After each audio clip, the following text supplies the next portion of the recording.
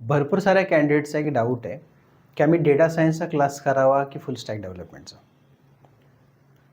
आता भरपूर सारे स्टुडंट्स काय करतायत, ऑनलाईन रेफरन्सेस घेत आहेत किंवा भरपूर साऱ्या इन्स्टिट्यूट्सला व्हिजिट करतायत आणि बऱ्याच इन्स्टिट्यूट्सकडून किंवा भरपूर सारे ऑनलाईन व्हिडिओज बघितले, रील्स बघितले, तर इथून त्यांना असं समजतंय की डेटा सायन्सला खूप चांगलं मार्केट आहे आणि फुल स्टॅक डेव्हलपमेंटला तेवढं मार्केट नाही आहे. भरपूर सारे ऑनलाईन व्हिडिओज जर बघितले तुम्ही, तर त्याच्यामध्ये असं समजतंय की डेटा सायन्सचं ॲव्हरेज पॅकेज जे आहे ते 8 to 10 लाख आहे आणि वेब डेव्हलपमेंटचं किंवा फुल स्टॅक डेव्हलपमेंटचं ॲव्हरेज पॅकेज हे 5 to 6 लाख आहे.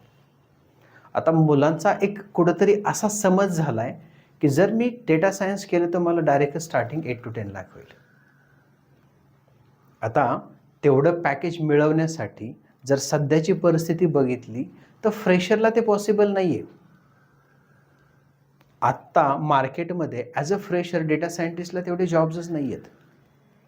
जे जॉब्स आहेत ते सगळे एक्सपिरियन्स लेवलला आहेत. आजही मार्केटमध्ये जर फुल स्टॅक डेव्हलपमेंट आणि डेटा सायन्सला कंपेअर केलं तर आउट ऑफ 100 जॉब्स तुम्हाला 90% जॉब्स हे तुम्हाला फुल स्टॅकचे भेटतील आणि हार्डली 10% जॉब्स हे तुम्हाला डेटा सायन्सचे भेटतील. आता 100 मधले 90 लोक जर तुम्हाला फुल स्टॅक डेव्हलपर लागत असतील आणि 10% लोक म्हणजे जे 10 लोक आहेत ते तुम्हाला जर डेटा सायंटिस्ट लागत असतील तर ऑब्व्हियसली त्या डेटा सायंटिस्टवाल्याची स्किलही त्या लेवलची पाहिजे.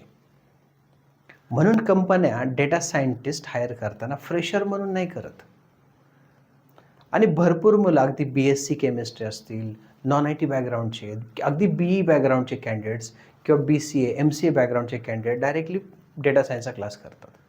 मग याच्यामध्ये होतं काय, क्लास करून लिटरली मुलं जॉबलेस राहत आहेत. आज जर बघितलं, जर जास्त ओपनिंग तुम्हाला फुल स्टॅकमध्ये भेटत असतील तर तुम्ही डायरेक्ट फुल स्टॅक डेव्हलपमेंट करा. ॲज अ फ्रेशर तुमच्या करिअरला स्टार्ट करा. फुल स्टॅक डेव्हलपमेंटमध्ये चांगली ग्रोथ करा. 2-3 वर्ष जॉबमध्ये चांगली स्टेबिलिटी येऊ द्या आणि त्याच्यानंतर वाटलं तुम्हाला डेटा सायंटिस्ट व्हायचं, बिंदास व्हा ना. पण डेटा सायंटिस्ट झाल्यानंतर जर जॉबलेस राहत असाल तर तुमचा वेळही गेला आणि पैसाही गेला. मी असं म्हणत नाही की डेटा सायंटिस्टमध्ये जॉब नाही आहेत. भरपूर सारे जॉब्स आहेत, पण ते सर्व एक्सपिरियन्स लेवलला.